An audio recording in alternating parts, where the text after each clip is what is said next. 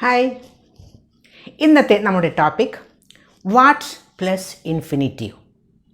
സാധാരണ നമ്മൾ വാട്ട് എന്നുള്ള വാക്ക് ഉപയോഗിക്കുന്നത് ഒരു ക്വസ്റ്റ്യൻ വേർഡായിട്ടാണ് അല്ലേ? ഇവിടെ അങ്ങനെയല്ല. ഇതിന് വേറെ ഒരു ഉപയോഗം ആണ് നമ്മൾ ഇന്നത്തെ ക്ലാസ്സിൽ ഡിസ്കസ് ചെയ്യാൻ പോകുന്നത്. വാട്ട് പ്ലസ് ഇൻഫിനിറ്റീവ് നോക്കാം നമുക്ക്. വാട്ട് എന്ന വേർഡ് കഴിഞ്ഞിട്ട് ഇൻഫിനിറ്റീവ്. ഇൻഫിനിറ്റീവ് എന്ന് പറഞ്ഞാൽ to play, to do, to sing എന്നൊക്കെ പറയുന്നതാണ് ഇൻഫിനിറ്റീവ്. അപ്പോൾ വാട്ട് കഴിഞ്ഞിട്ട് ഒരു ഇൻഫിനിറ്റീവ് ഉപയോഗിക്കുമ്പോൾ എങ്ങനെയാണ് അതിൻ്റെ മീനിങ് വരുന്നത്, എങ്ങനെയാണത് ഉപയോഗിക്കേണ്ടത് എന്ന് നമുക്ക് നോക്കാം. വാട്ട് ടു ഡു എന്ന് പറഞ്ഞാൽ എന്ത് ചെയ്യാനാണ്. വാട്ട് ടു റൈറ്റ് എന്ത് എഴുതാനാണ്. വാട്ട് ടു സിങ് എന്ത് പാടാനാണ്. വാട്ട് ടു ഗെറ്റ് എന്ത് കിട്ടാനാണ്. അപ്പോൾ നമുക്കിനി അതിൻ്റെ സെൻറ്റൻസസ് നോക്കാം. I know what to do. I know എന്ന് പറഞ്ഞാൽ എനിക്കറിയാം. വാട്ട് ടു ഡു എന്താ ചെയ്യേണ്ടതെന്ന്. I know what to do. I know what to say എന്താ പറയേണ്ടതെന്ന് എനിക്കറിയാം. ഇവിടെ I know what to do എന്ന് പറഞ്ഞാൽ എനിക്കറിയാം എന്താ ചെയ്യേണ്ടതെന്ന്. ഇവിടെ ഐ ആണ് സബ്ജക്റ്റ്, ഞാൻ. നോ എന്നത് വേർബ് ആണ്, അറിയാം, അറിയുക. വാട്ട് ടു ഡു എന്നത് അത് മാത്രം ഫുള്ളായിട്ട് ഒരു ഡയറക്റ്റ് ഓബ്ജക്റ്റ് ആണ് അവിടെ. അതവിടെ ഓബ്ജക്റ്റാണ് ആ സെൻറ്റൻസിൽ.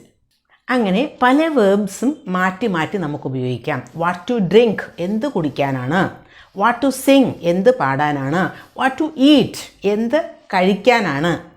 നോ എന്ന വേർബിന് പകരം, നോ എന്നാൽ അറിയുക, അത് നമ്മുടെ ഒരു തിങ്കിങ് പ്രോസസ്സുമായിട്ട് ബന്ധപ്പെട്ടതാണ് അല്ലേ? സാധാരണ അതൊരു ആക്ഷൻ വേർബ് അല്ല. അപ്പോൾ അതുപോലെയുള്ള വേർബ്സ് വേറെയുമുണ്ട്. റിമെമ്പർ ഓർമ്മിക്കുക, ഫോർഗെറ്റ് മറക്കുക, റിയലൈസ് തിരിച്ചറിയുക, കൺസിഡർ പരിഗണിക്കുക, അണ്ടർസ്റ്റാൻഡ് മനസ്സിലാക്കുക.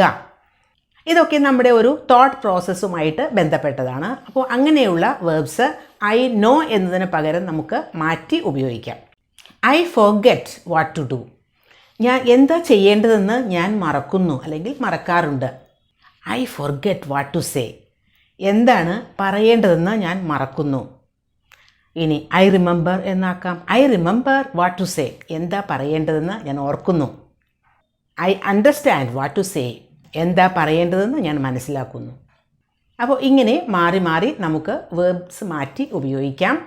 പിന്നെ സബ്ജക്റ്റ് ഐ എന്ന് മാത്രം ഉപയോഗിക്കണമെന്നില്ല. ഐ ഉപയോഗിക്കാം, വി ഉപയോഗിക്കാം, ഏത് സബ്ജക്റ്റ് വേണമെങ്കിൽ നമുക്ക് മാറ്റി ഉപയോഗിക്കാം. അപ്പോൾ ഇങ്ങനെ മാറി മാറി നമുക്ക് വേർബ്സ് മാറ്റി ഉപയോഗിക്കാം.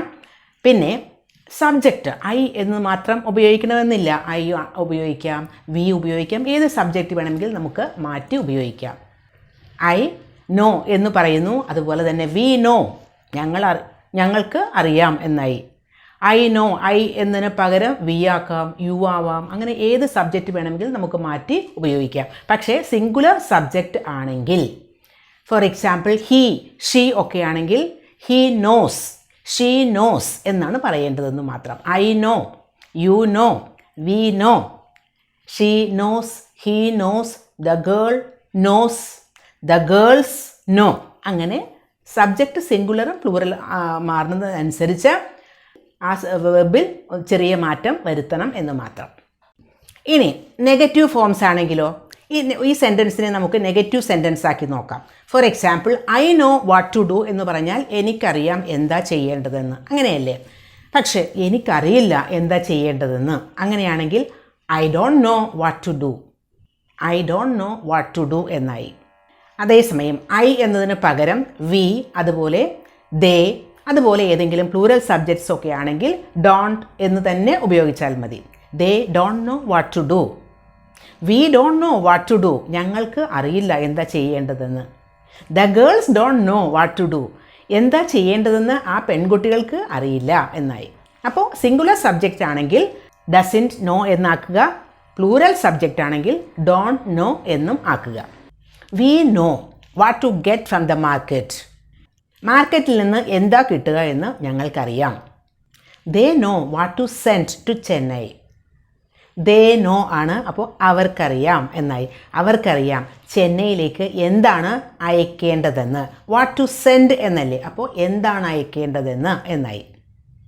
അങ്ങനെ നമുക്ക് സബ്ജക്റ്റും വേർബും ഒക്കെ മാറ്റി ഉപയോഗിക്കാം. She knows what to buy from the shop. അവൾക്കറിയാം എന്താണ് ഷോപ്പിൽ നിന്ന് വാങ്ങേണ്ടതെന്ന്. ടു ബൈ വാങ്ങേണ്ടത്, വാട്ട് ടു ബൈ എന്താണ് വാങ്ങേണ്ടതെന്ന്. She knows, she singular subject ആയതുകൊണ്ടാണ് നോസ് ഉപയോഗിച്ചത്. അപ്പോൾ ഇതുപോലെ സബ്ജക്റ്റും വേർബും ഒക്കെ മാറ്റി ഉപയോഗിക്കുക. ഇത്തരം സെൻറ്റൻസസ് പ്രാക്ടീസ് ചെയ്താൽ തീർച്ചയായും നിങ്ങൾക്ക് കമ്മ്യൂണിക്കേറ്റ് ചെയ്യുന്നതിനൊക്കെ ഒരുപാട് ഇത് ഹെൽപ്ഫുൾ ആണ്.